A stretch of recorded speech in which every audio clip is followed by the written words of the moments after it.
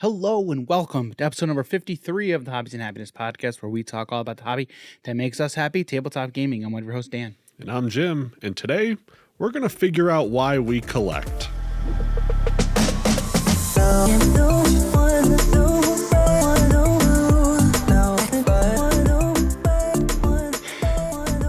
This feels weird. I know. It's been longer than a week for us. Yeah. Because the last episode that we'd released was essentially 2 weeks ago. And Today's Monday. We didn't record last Monday. No. The previous Monday. Yeah. It's been 2 weeks. Because that was the only kind of recording that we did that week. Yeah. So I'm back. I was on vacation. And I took like that whole week off. It felt weird because I got back in the middle of the week. Mm-hmm. And instead of getting back to doing any hobbies and happiness stuff, I'm just like, I'm just going to relax. Yeah. Just going to relax and just take the week. It felt good, but it felt weird. Mm-hmm. Like I remember mentioning that to my wife, and I'm like, this feels kind of nice, but at the same time, it's very hard for me to just sit around and do nothing.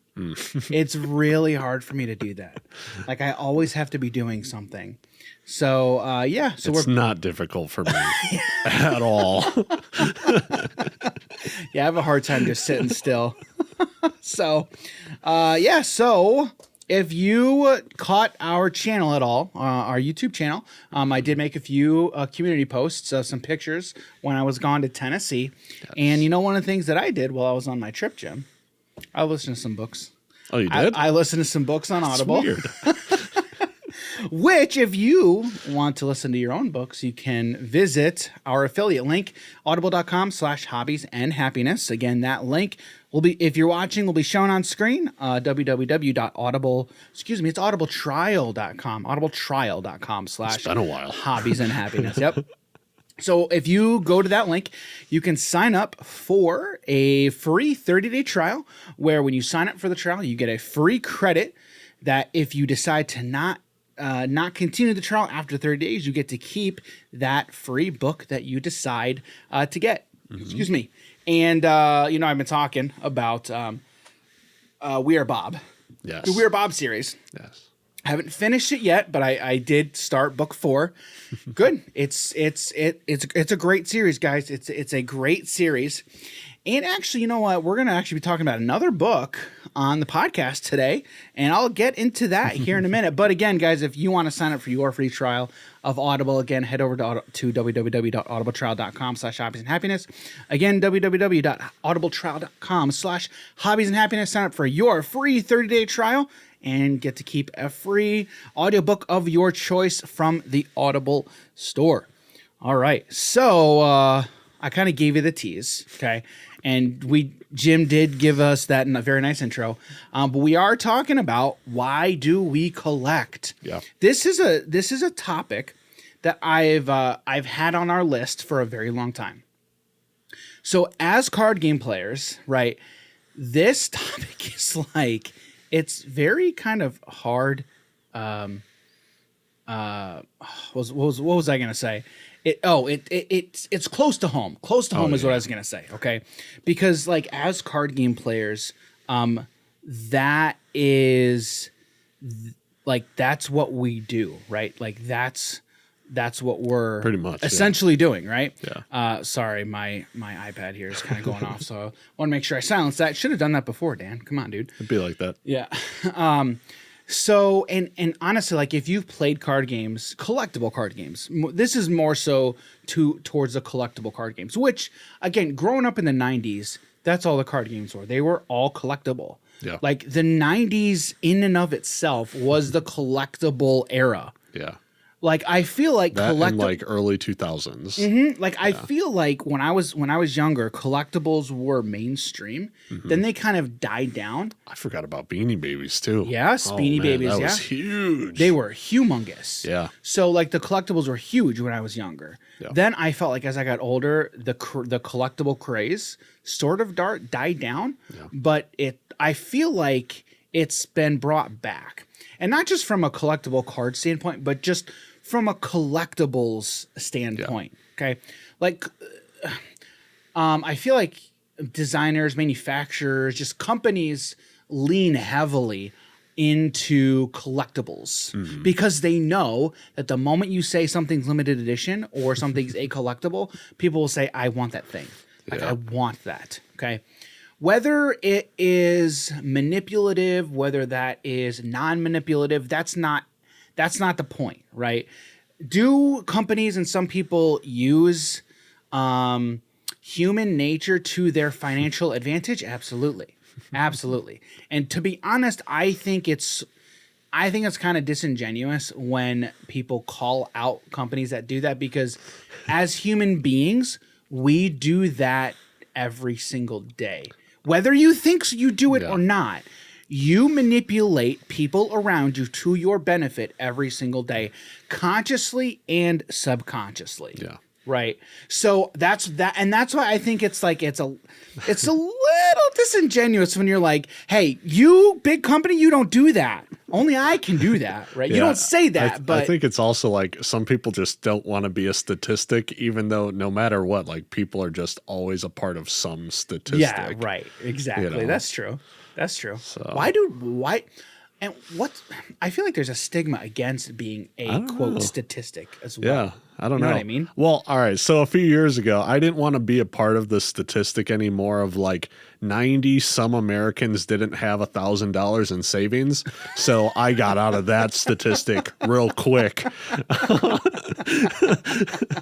That's funny. Yeah, I mean, it's not, but it is. It's rough. Yeah, like there's always a statistic about something. yeah. Yeah. But like if you're not a part of one statistic, chances are you're part of another. Yeah. Now I'm part of 4% of Americans have more than $1,000 in savings. Yeah. All right, well, I guess I can't evade it. At all. Right. Exactly. It's just what side do you want to be on? Right. You know? Right. And honestly, that should always just be a personal, like, motivational factor type thing. Yeah. So like take that for what it's worth, you know, obviously. So yeah. So you know, we had thought about, I've been thinking about this for a while, because as card game players, it's like, man, I want to collect all these cards for one reason or another, right?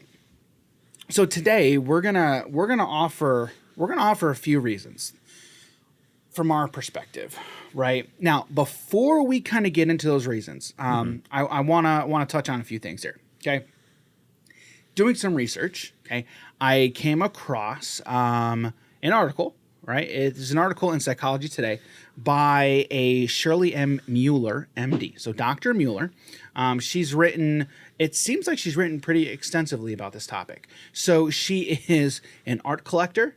She is a neuroscientist. Okay, and she wrote this article in Psychology Today, and this was written in October of 2020. So fairly recently. Okay, she also has a book entitled "Inside the Head of a Collector." Neuropsychological Forces at Play. And the subtitle here is The Neuropsychology of an Art Collector Inside the Collector Brain.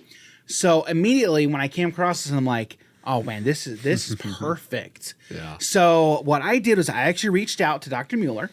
I'm going to see, and I want to see if we can actually talk to her, have an interview with her. I want to see what she thinks about NFTs. Yeah. Yeah. But it's a perfect segue, into that into right? So, in her article, the article in Psychology Today is Collecting, an Urge That's Hard to Resist. She states, scientists are finally beginning to understand why and how we collect. I'll give you like a short excerpt in here. As a collector myself and a physician board certified in neurology and psychiatry, trained to ask questions, I wondered too. This curiosity led me into a journey of exploration that guided me to answers, which helped explain not only my behavior but also that of others. So I'm going to go ahead and link this in the description of the podcast and then this video as well. So if you want to check it out, highly recommend you do that. Like as someone who's always on that quest to ask why, right? This is like a perfect topic. So one of the things that she mentioned, and this is our point one, right? The reason we collect art is simple.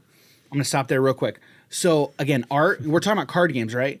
The merge, and this is a whole other topic that we're going to dive into at some point, but the intersection of art and card games in particular is art is so at the forefront of card games and cards, the cards in these card games. They're almost one and the same, right? We ask a lot like what the card actually does, right? But how often, like if you're a deck builder, like if you're building a deck in some type of constructed format for any card game, that you're like, I'm going to build a deck around a certain artist or around this certain card, this card style, this card type, right? Because of the art. I mean, I feel like what the card does is here, but the art on the card is like almost equally as important. And obviously, again, art is subjective, right? I'm a very objective person, right? I mean, I'm an engineer. I'm a very down-to-earth, facts first. I want to know the why, right? I ground just about everything I do in objective reality. Art is not one of those things. It's very much not. Yeah. So, and that's what's so fascinating about it, right? Because I remember there was a piece, and it is a piece because all these cards, the artists who make the art, right?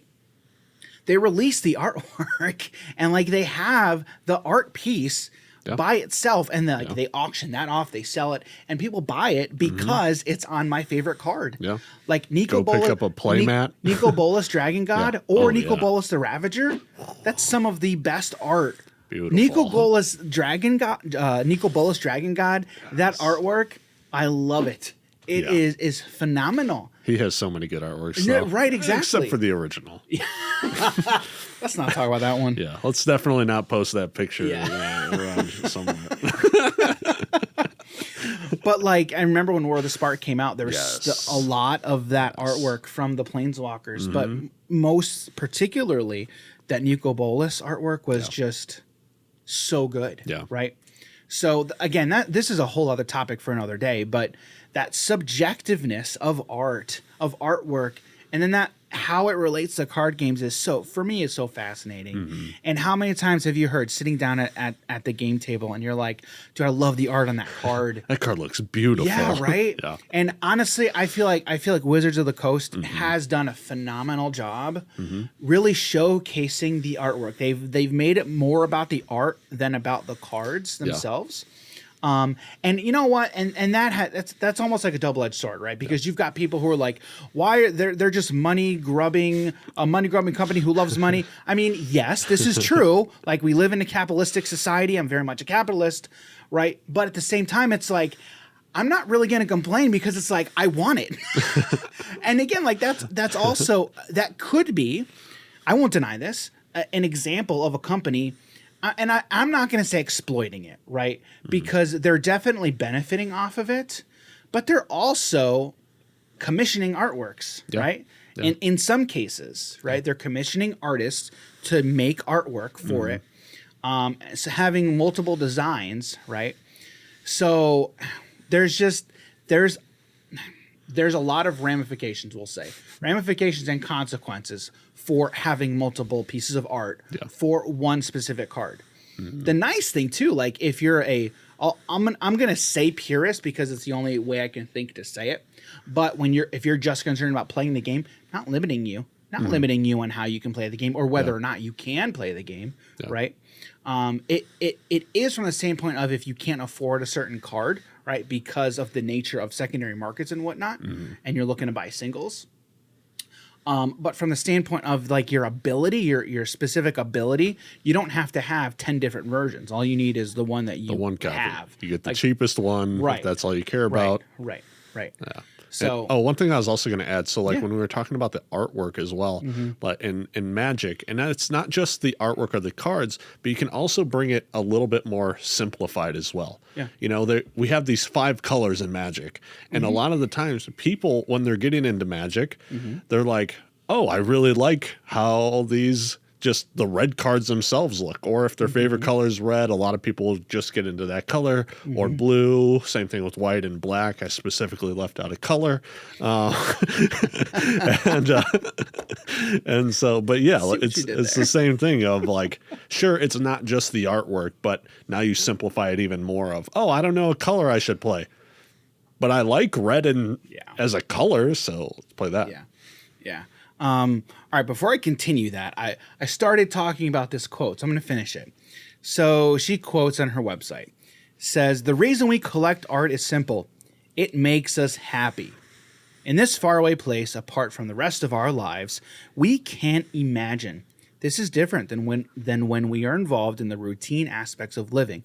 Then we can reliably predict much of what will happen. With art collecting, we don't know what to expect. It can take us anywhere. And we can easily anticipate a whole new world of excitement."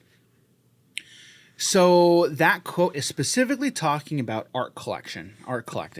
And so I can see where she's going with that, right? But what I said to Jim was, I'm like, there's obvious implications of trading cards, of card games, right? And collecting cards, right? Especially, again, we'll bring this back to Magic, right?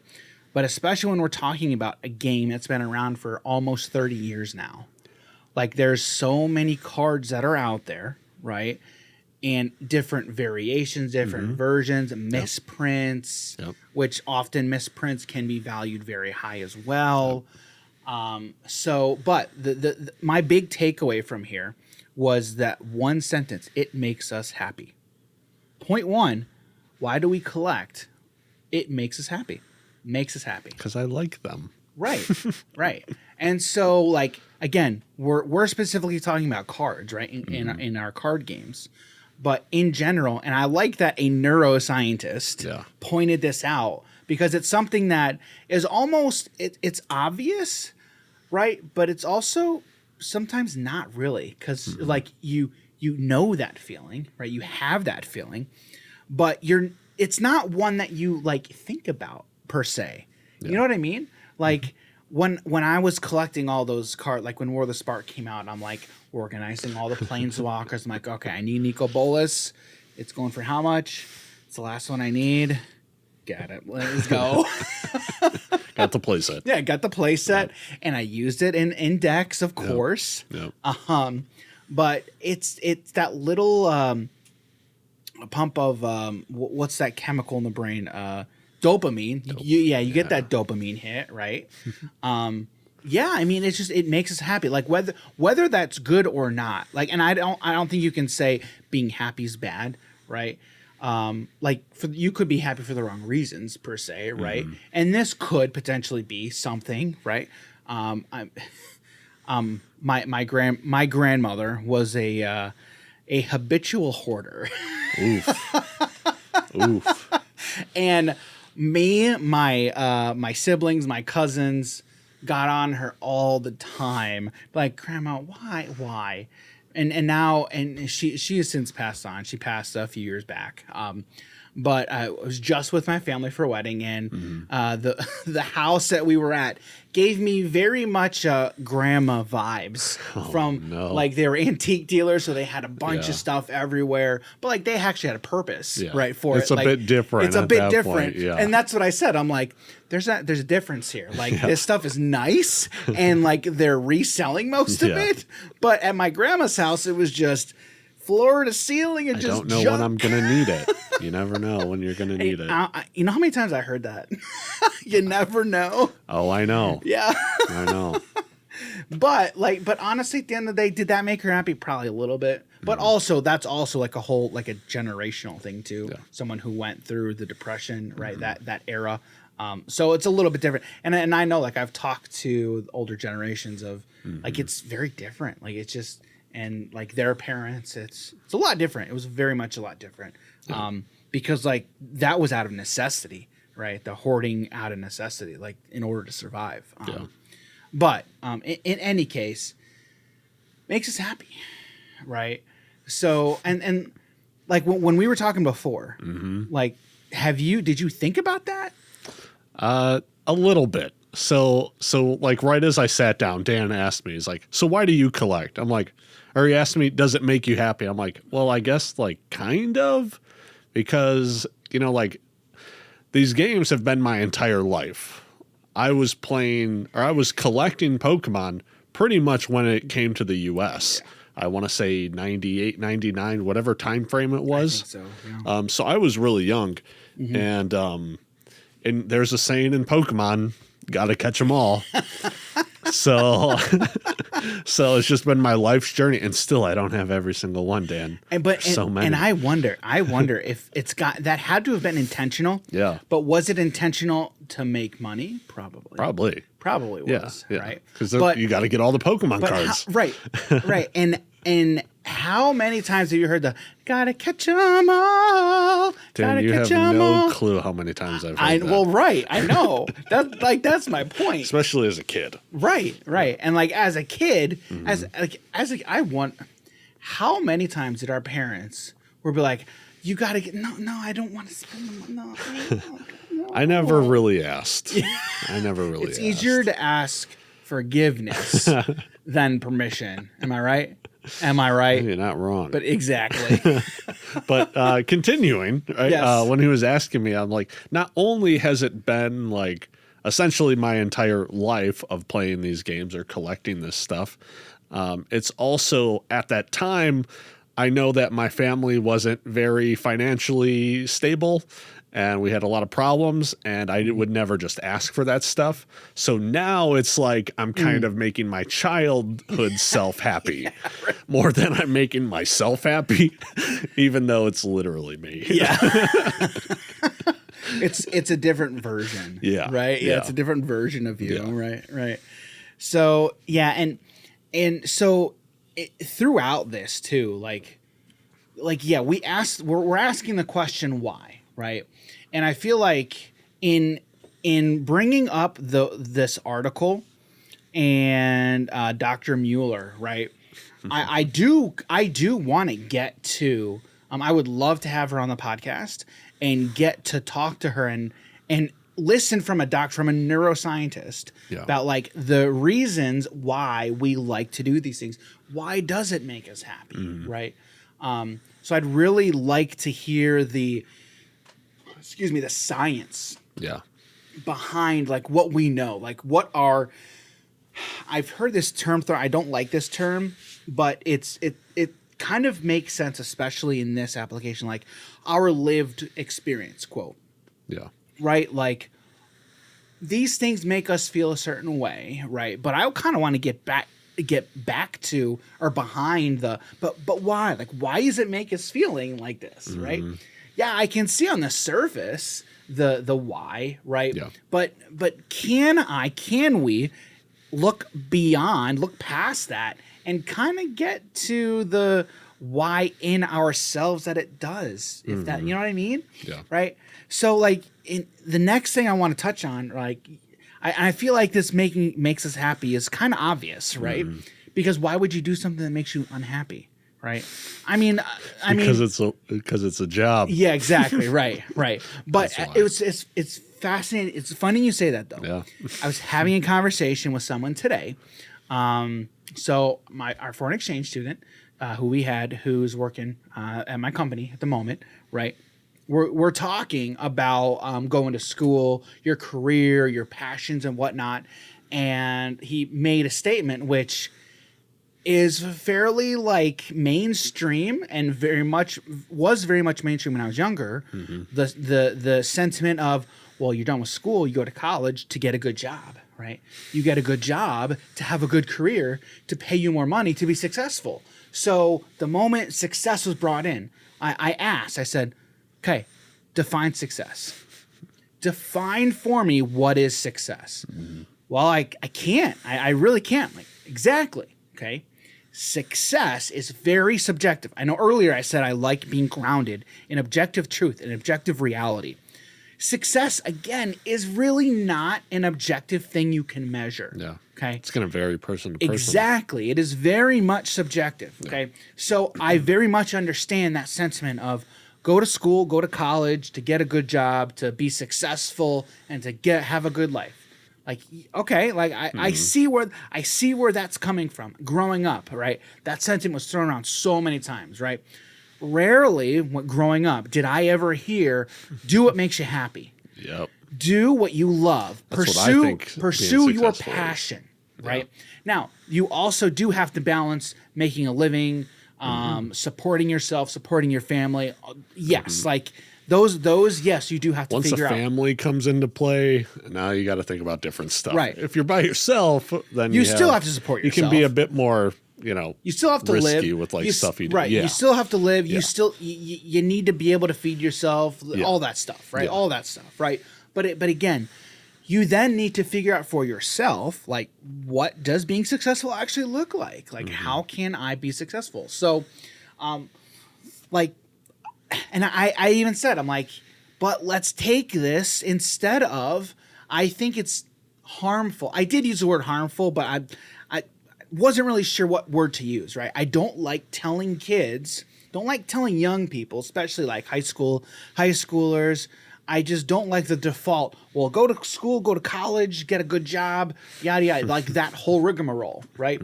I think it kills entrepreneurship. I think it kills dreams, Creativity. passions, creativity. Exactly.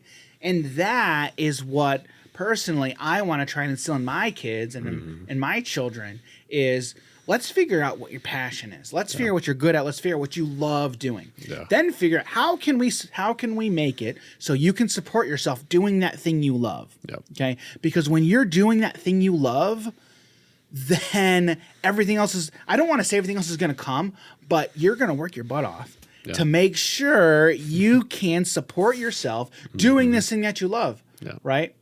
And like that's hobbies and happiness. Like I literally said, doing what makes us happy, tabletop gaming, right? This is literally our passion. And honestly, like if you can't tell how excited I am in saying all these things, I don't know what to tell you guys.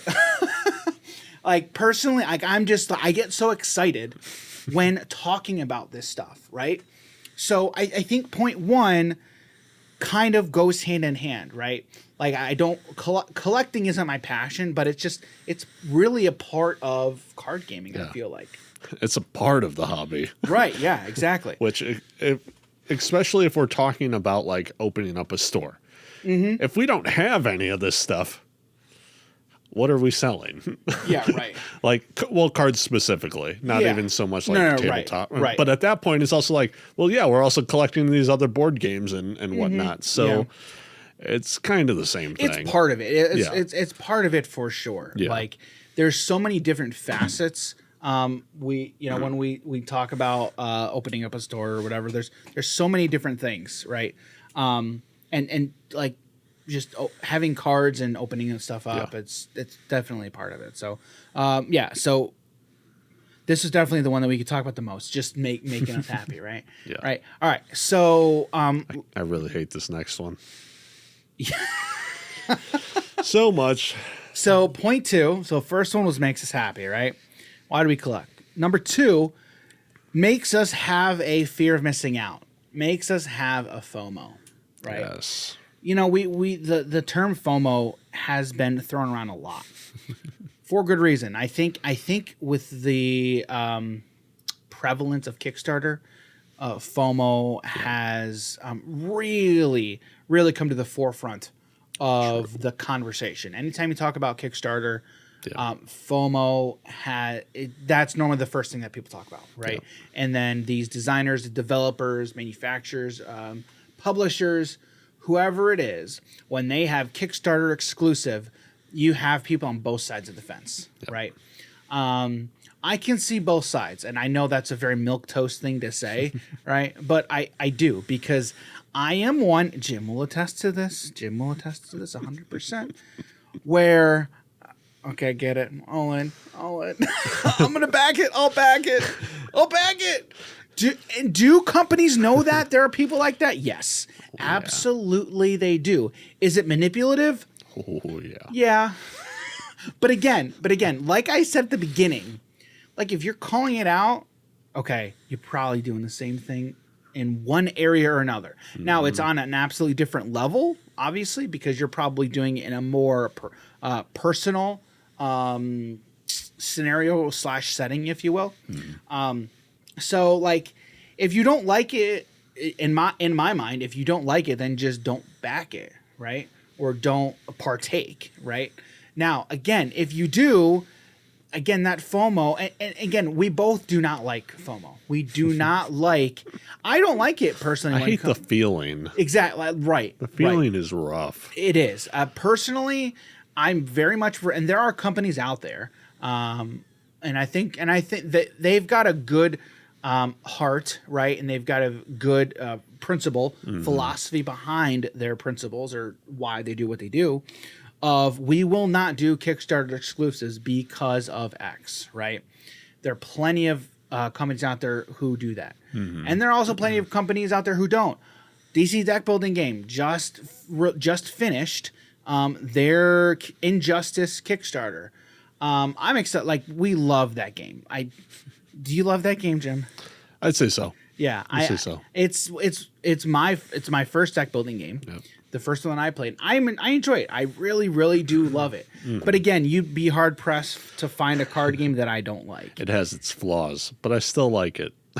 They all do. Before we move on, what flaws are you particularly talking about? When someone gets a card that allows them to start blowing stuff up in their either hand or discard, and the other person doesn't, it's always a bad time, man. Yes. Always. The first time that I played, games. Right, exactly.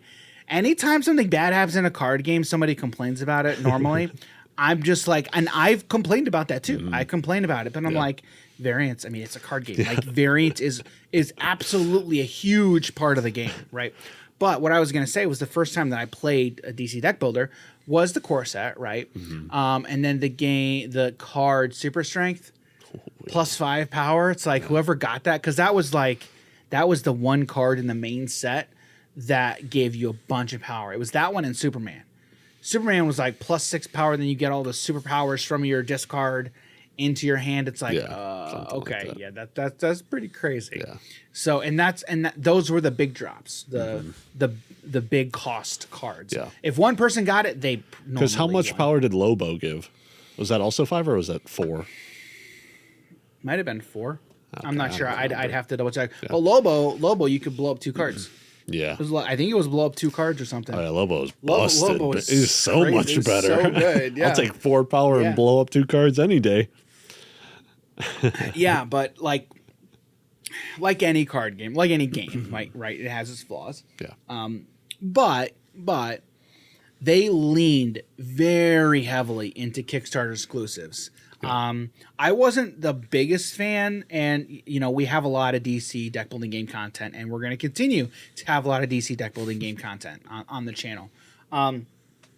But like, did I have my issues with the Kickstarter? Yeah, of course.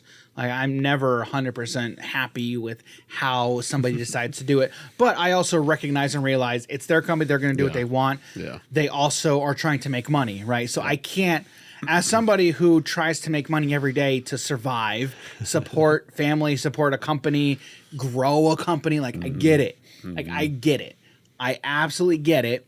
And honestly, I think it's great that we're able to do that, right? Like, that the fact that we have the ability to be able to raise money, to make money, and then support ourselves through that is awesome. What's a Kickstarter that you could have gotten into at a specific tier amount that you were like, I wish I could have done it? Like a game? Yeah. Are we talking like, is there a game specifically, or are you talking about a specific tier?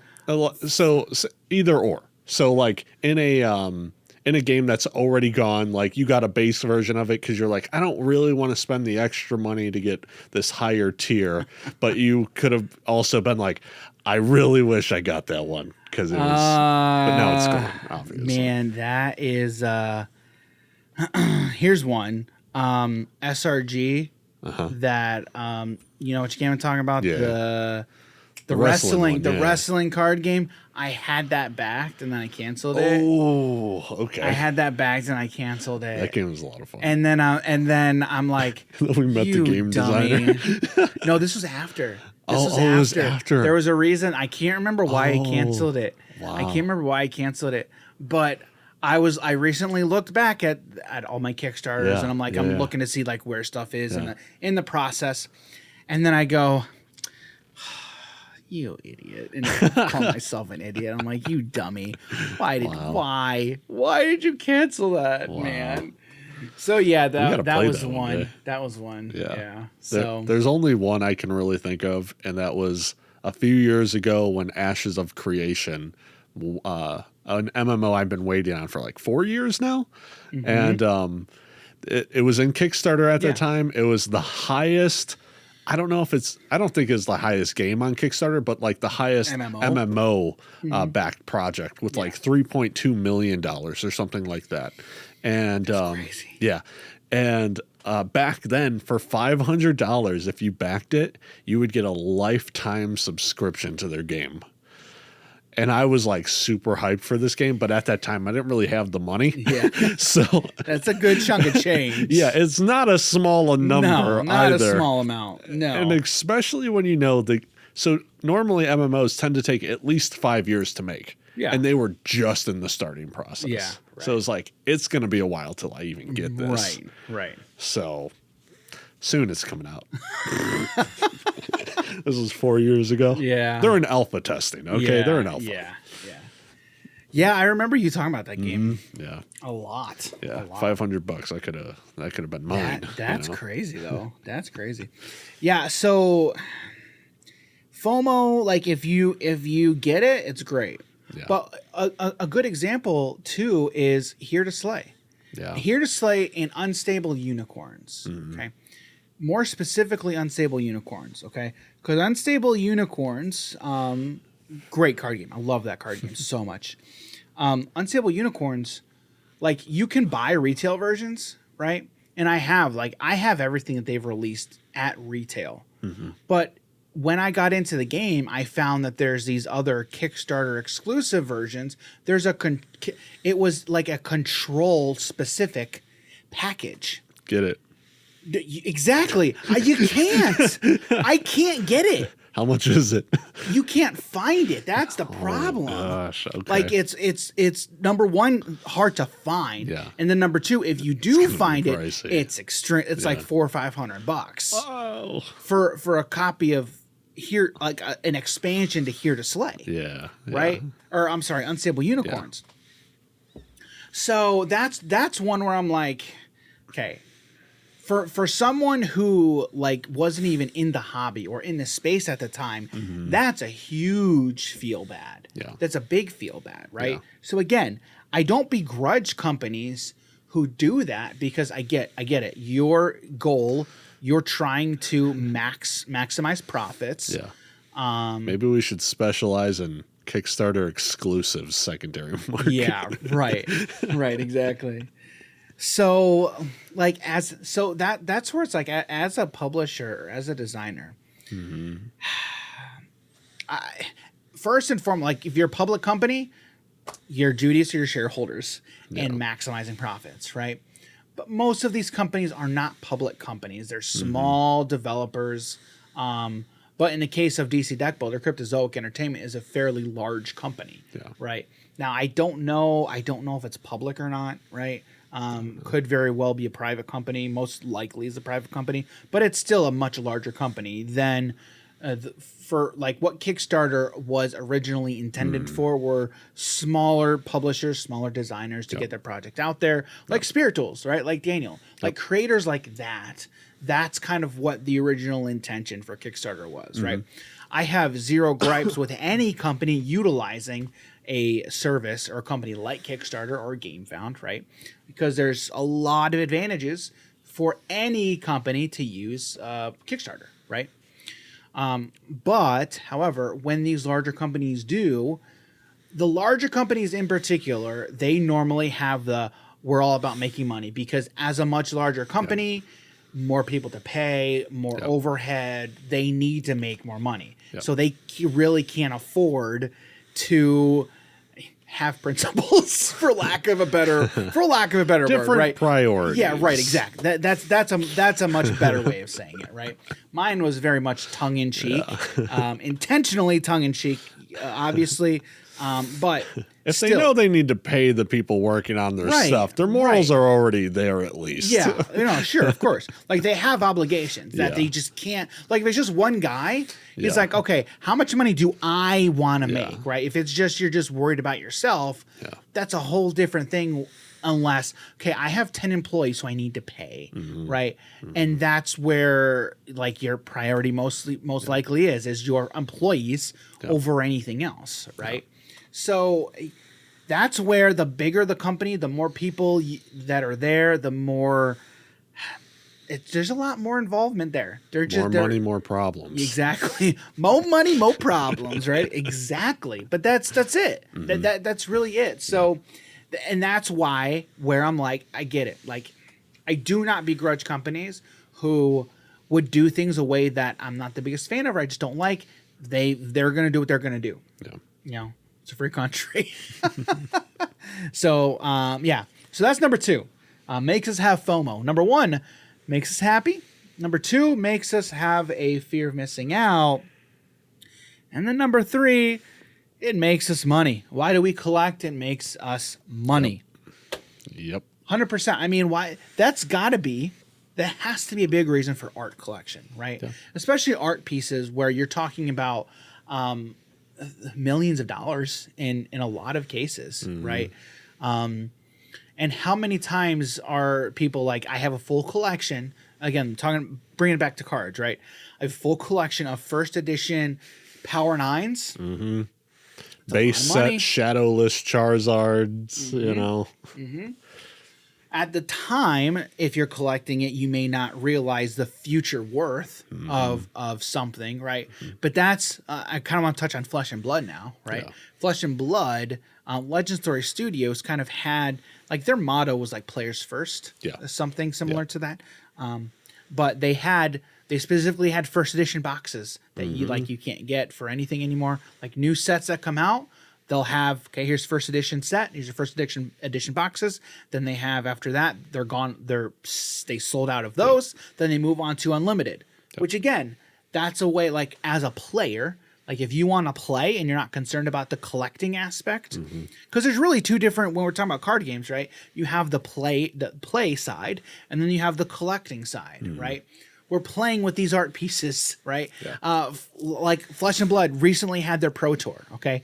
I was watching some streams, some videos from the tournament, and I see some of these people who they come with their collection, right? Which normally, there's my channel fireball. So like they'll bring their deck in a deck box, right? Yeah. Something small like this, right? Now, there were people who showed up with their deck for the event. It was like this. In a hard case. PSA graded. Exactly. With each card, like there were cards that were like in your arsenal. It's been a while since I've played Flesh and Blood, okay? But there were cards that like were in your, I believe it's your arsenal, that you can use once and then destroy or whatever. It depends on the card. Yeah. But the ones that are out, they were like in those PSA graded cases that are like super thick, mind you, like so thick. They're like, they set it out and it's like this giant piece of glass with a card in it. That's like, it's crazy. Yep. It's insane. And it's not like there's one person doing this, but there were a lot of people who did that. There's also people that will do that with vintage Magic as well. Like have a bunch of PSA graded stuff. Yeah. And they're just like, oh, let me shuffle this. And it's like clunk, clunk, clunk, clunk, clunk. And they're just stacking this thing. So like when you approach collecting from the mindset of an investor, right? Like you're going to approach it differently. Like there's like 3 mindsets, right? And like we've kind of laid out 3 points here, right? But from a card game standpoint, right? You've got the player, you have the collector, and you've got the investor, right? Yep. And so like it kind of touches on 3 different parts of your brain kind of a little bit, right? Yeah, it's hard to be all 3. No, right, yes. It's difficult. It is. So like for me, the reason that I love it is I'm a player. Like I feel like I'm a player first. And then I'm more of a collector. And then I feel like lastly, I'm an investor because it's like, I remember when I was getting all the cards from Word of the Spark, and that was kind of my collecting phase. Yeah. I was just like, you know what? Like a lot of these cards have value and they're going to retain value, and some will go up in value, some will go down in value, but the value's there, right? So it's not like I'm just throwing away money, right? Yeah. Because I feel in card game, again, collectible and trading card games specifically, you're not throwing away money. Okay. Yeah. Now, expandable card games is very much a different story. And that's the biggest difference between these trading and collectible cards versus any other card game, right? There's that market for trade singles, like for CCGs and TCG cards. Yep. Yeah, the secondary Collectibles, market, yeah. like I've got back here the Versus system, right? The Versus system, 2PCG for Upper Deck, been around for a while. But again, like those cards aren't worth a lot of money, right? Because the game itself isn't heavily played. But if you want to get into it, just buy a box of the cards, and like they're not hard to get. Like if you just buy a box, you get the box and you have everything in the box, which from a playing standpoint, that's great. But again, like as a card game player, you have to also you got to think about the value, because the person making the game needs to be able to make money so they can reinvest back into the game to make more cards to keep the game going, and so on and so on and so on. It is very much cyclical. Very, very, very much cyclical. And that's why when I hear non-card game players complain about prices, and even sometimes card game players too, right? Complain about prices, like Some of the cards are ridiculous. they are. But also, again, I'm always coming at it from the standpoint of, okay, there's some nuance to it, but there's a lot there. There's so much there that you can't just be like, why can't the people who make this game just come in and then just do X, Y, and Z, and then make it so everything's affordable and everybody can get into this game, yada, yada, yada, yada, yada. That's actually a huge discussion in Magic the Gathering. Yes, that's exactly what I'm talking about. We have two pretty big YouTubers, Alpha Investments, Rudy. Yeah, Rudy. Floppy Tacos, guys. And we have, I can't even remember his name now, the professor. At Tolarian, is it? Tolarian Community College. Yeah, I was going to say Which junior honestly, college. both of these guys, I really want to have on the show and talk to them, because they're both great. Okay, if you haven't, go check both of them out, and then you decide for yourself who you like, who you don't like, whatever the case may be. Yeah. Personally, I enjoy both of them. Very different perspectives. Yeah. Very different perspectives. Yeah. Rudy definitely cares. Again, it's in the name, Alpha Investments. He really cares that these cards retain value and doesn't want as many out there to the public. He wants to have scarcity, where the professor is like, make it to where every single person has every single card. Now, those two in particular, you have Rudy. Well, I talked about, I literally just said, you have the player, you have the collector, you have the investor. Rudy's the investor. Yeah. Okay. The professor's the player. Yeah. He comes at it from the player's standpoint. Yep. Right. So when you're approaching a topic like this, that there's a lot of different angles and aspects to think about. There's two big ones right there. Yeah. You've got the player from to professors' credit, to profs' credit. He always, every single issue, he approaches from the player's standpoint. Which is very important. Absolutely. It's huge. And that can never, whether you agree with him or disagree with him, and honestly, big props to him, because he's very consistent. Whether you agree or disagree, he is consistent on every issue. He always approaches it from the player's standpoint. Yeah. And like I feel like he's a voice to the players, for the players, I should say. Like for people who, and he's huge. I think his channel now is about 700,000. Big channel. Wow. So huge fan here for I've been for watching him for years. A long time. I think when was the first time I saw him? When I got into card games, it was his channel. Yeah. He was one of the first card Yeah. game channels that I found, and was like, this guy explained all this stuff it was, well. It was him and Dev. Yes, absolutely. Those were the first two for me. Yeah. So, I've sent out a few emails to the professor trying to get him on, but I would love to have him on.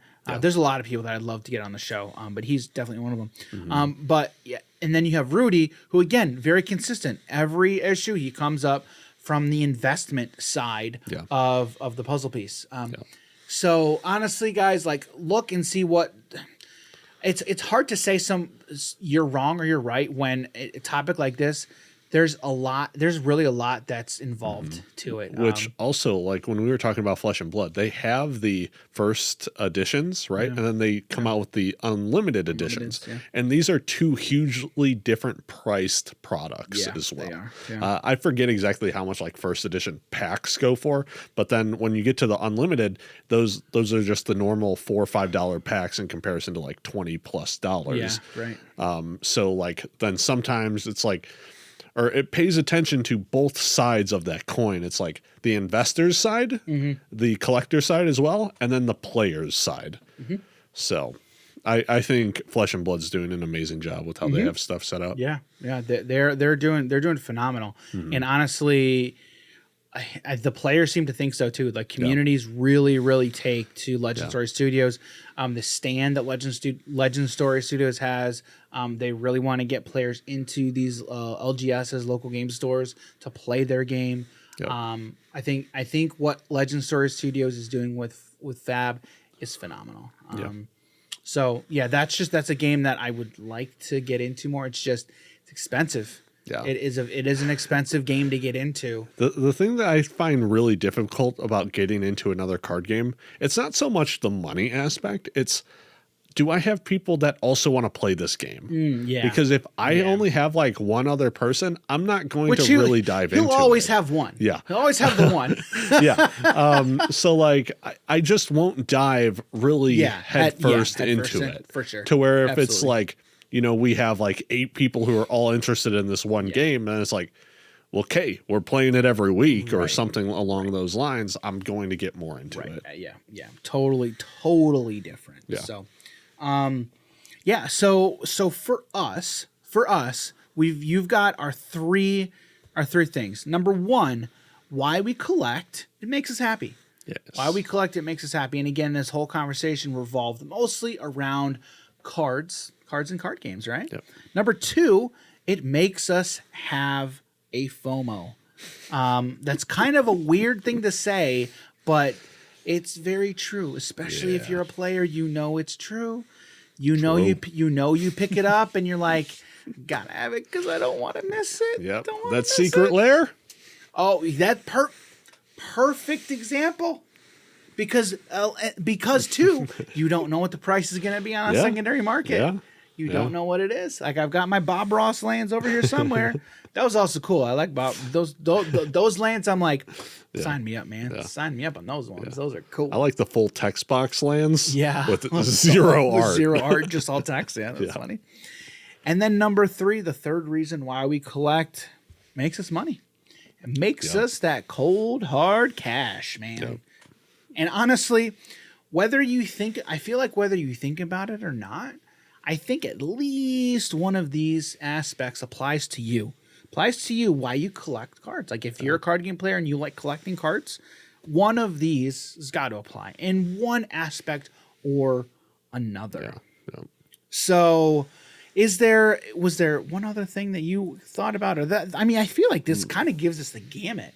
Yeah. Kind of from like our standpoint. So I would love to in the future. I'd love to get and talk to Dr. Mueller. That'd be really good. So like I said, guys, I will post that initial link, the article titled "Collecting an Urge That's Hard to Resist." Then also her website, where if you head over to her website, you can find a link to her book, Inside the Head of a Collector, Neuropsychological Forces at Play. So you can purchase her book there. If you're at all interested in the neurology or those neuropsychological forces like she mentioned here, if that interests you, I would definitely go check that out. because like as someone who's always asking that question, why, very much interests me. And that's exactly why we did the podcast today. Yep. Like this whole episode kind of looked at that whole reason. So I'd really like to get to that why behind. I'd like to get to the why behind the why. Like we gave you the whys, like ours, the ones that make us a certain thing, but then kind of let's get past that. I'd really, really like to do that. So with that, we're gonna talk about another thing that makes us happy. Another card we collected. What's that? What are we doing, Jim? We're going to talk about the Avengers Mansion. Also known as the card of the week. Yes. Card of the week. Jim, what's the card of the week? I forgot. Avengers Mansion. Yeah, I know. I just said it. Avengers Mansion. All right, so this is the first Marvel Champions card we're talking about. First of all, if you have not, which you probably have, no, I'm not going to say you probably have. If you have not seen our most recent gameplay video, check it out. Guys, I had a lot of fun making that one. I had a lot of fun making that video, and I hope you enjoyed it. One of the things I'm always asking when it comes to our gameplay videos is, how can I make this better? How can I make this a little bit better for our viewers watching? And kind of how can I make this more fun? Now I'm just thinking about some troll being like, stop making them. That's how you can make them better. I'm going to go write this. Yeah, you are. Let's be real. All right, so Avengers Mansion. Avengers Mansion, great card. Avengers Mansion is a 4-cost support.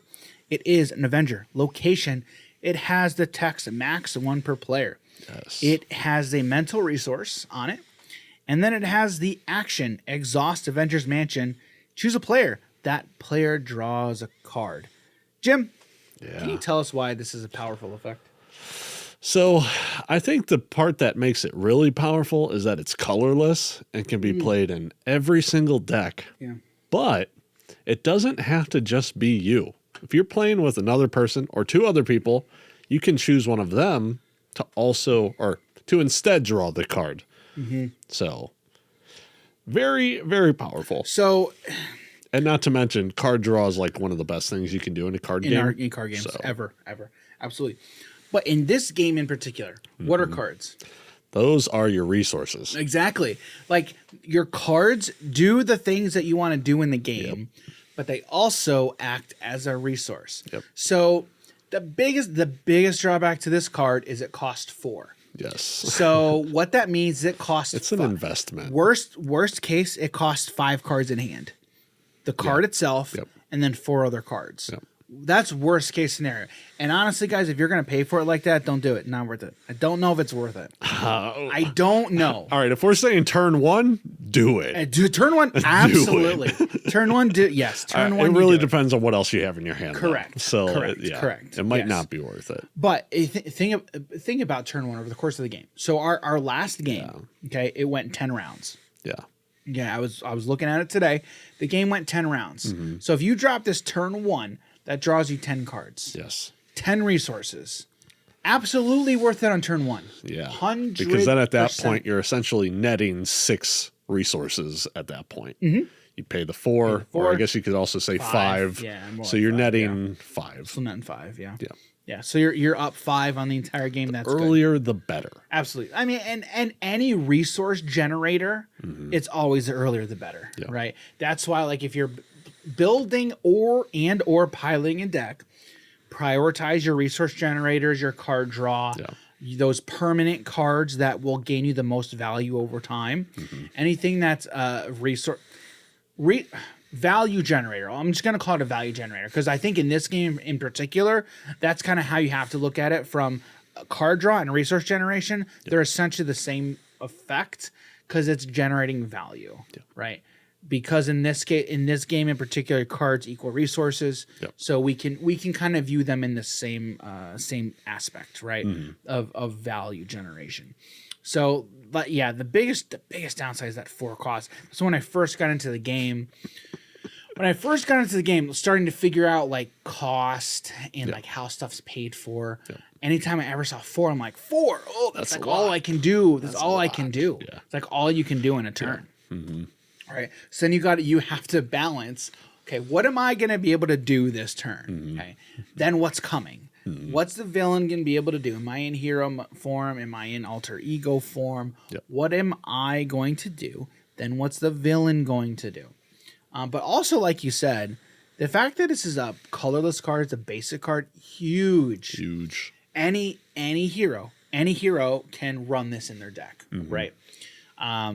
So and now, I mean, over the course of a few years that Champions has been out, there's more card effects that do something similar, but this is like the OG for the game because this was in the core set. Now you can have redundancy at that point, Yeah, though. right.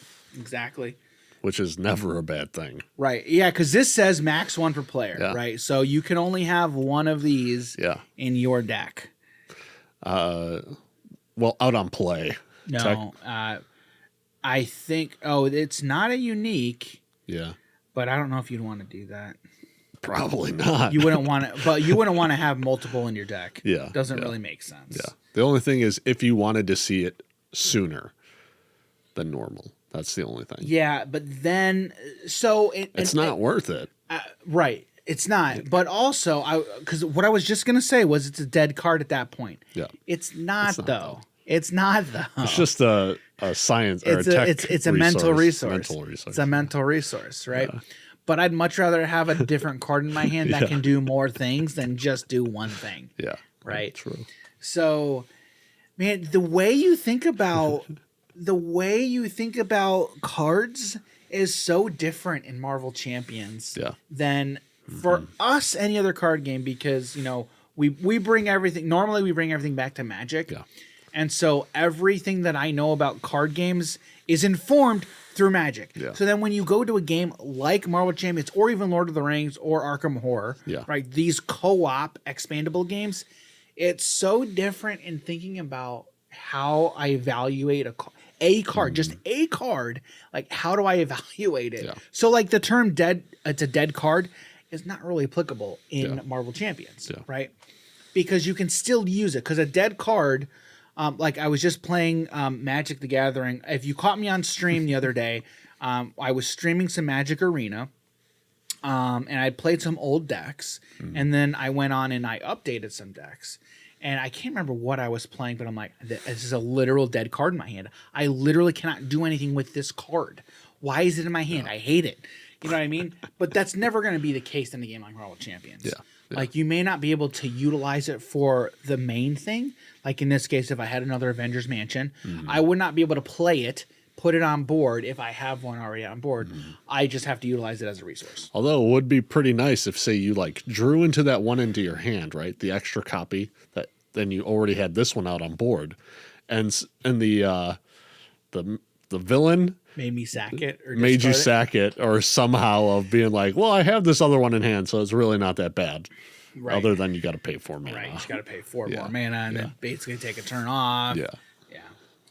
Or if you're able to pay for it and then have that split personality card for She-Hulk, flip your form and then draw up to your hand size. Yeah.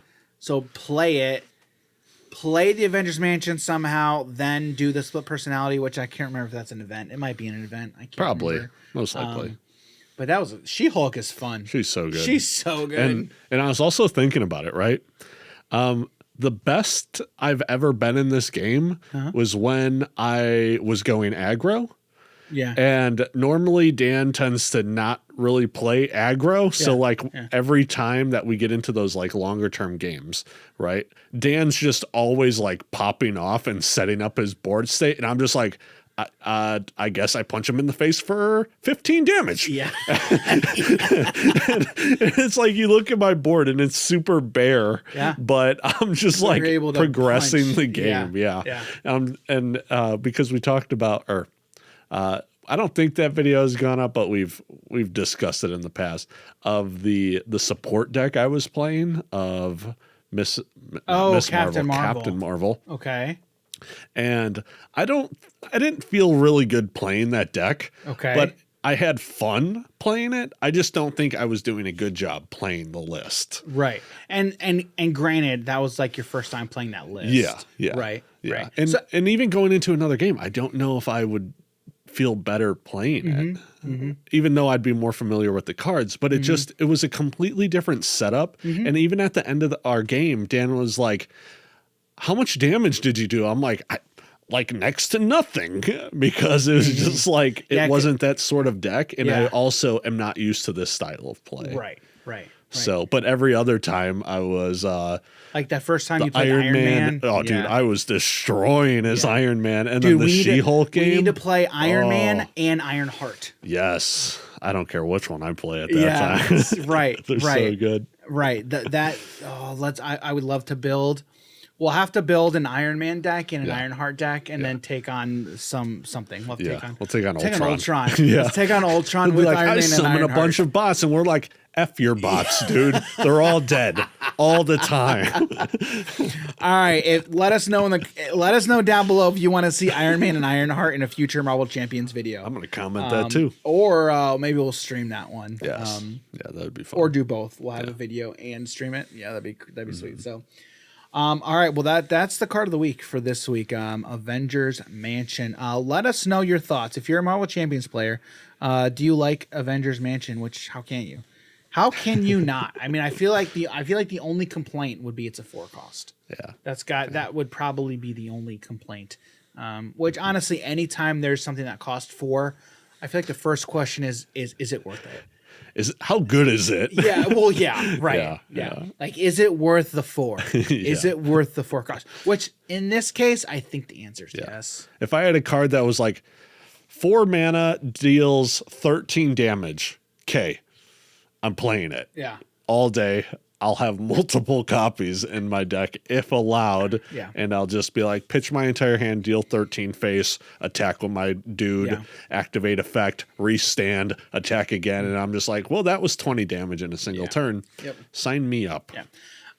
Last thing I'm going to say, every time we talk about Marvel Champions or I see us playing the game, like editing a video, I remember how much I love this game. Yeah. I remember this game is a lot of fun, and every single time I play it, it brings me a lot of joy. It makes me happy. It's a fun game, very enjoyable, and if you have never played, you need to go check out some of our videos. You can go to our channel. You can find a bunch of videos. Not nearly enough. We're going to be making more Marvel Champions content in the future. Yes. And also, real quick, shout out to Tony Tales. Tony Tales is another content creator. Recently commented on our 1,000 subscriber giveaway, which if you haven't, go check that out.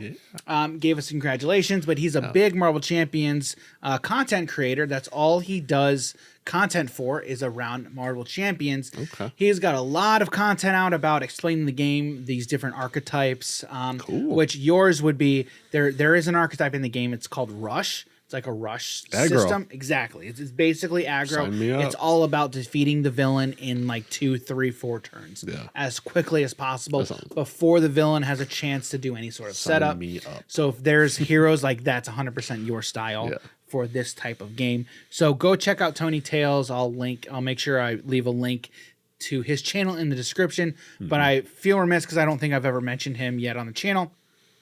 So go check his content out as well. All right, so that's today's episode, guys. That's all we got for you today. Really great episode. I've been wanting to talk about this for a while. I kind of want to keep talking about this topic because it's really, I don't want to say it's important, but it's very interesting. Yeah. And honestly, I feel like anyone who's kind of in this space, you've asked a question in one way or another. I guarantee you have. Yeah. So when you sent me the stuff on Discord, like on the drive here, I was just thinking about it. Like it was something I never thought about, and then it was like, well, this is all I'm thinking about. Exactly, so. Right, exactly. So it's like, man, why do I do that? Thanks, Pokemon. Yeah, right. So, why do you collect? If you're a card game player, card game collector, art collector, maybe they missed out on the Beanie Babies and they're like, I need to find the next Beanie Baby. A fear of missing out. Yeah, let us know. Let us know if you've got some reasons that don't line up with one of these 3. And honestly, if you do, it probably lines up one way or another with it, makes you happy. But if you've got something specific, let us know in the comments. I'd be very interested to know. Shoot us an email if you got a good story. We love hearing stories. Yes. So that's all I got for you today. Jim, where can people find you on the internet? Yeah, you guys can find me on Twitter, Twitch, and Instagram at Jim Morgan HNH. All right, you guys can find me on Instagram at daniel.g.campbell and on Twitter at _DGCampbell. Head over to our website, www.hobbiesandhappiness.com. Again, www.hobbiesandhappiness.com. Find all of our links to our socials there. Podcast. I still need to build up that website more, but it's got what it needs for now. So go check us out there. Head over to YouTube channel. Check out the 1,000 subscriber giveaway, which we will be announcing the winner to that in about a week. Next week's stream, we plan on announcing that. Because we just had our stream last weekend. So next weekend, we plan on having this weekend. Correct. The following weekend, we plan on having a stream, our bi-weekly stream, where we will announce the winner to that giveaway. Yes. Stay tuned for that. If you have not entered, go look at the video. Go look at it. We'll post it down below. We'll wait here for you. Pause this. Yeah. Go look at that. Come back. We're saying bye. Yeah. All right. Well, thanks everybody for being here. We will catch you in the next episode. See everybody. Take care.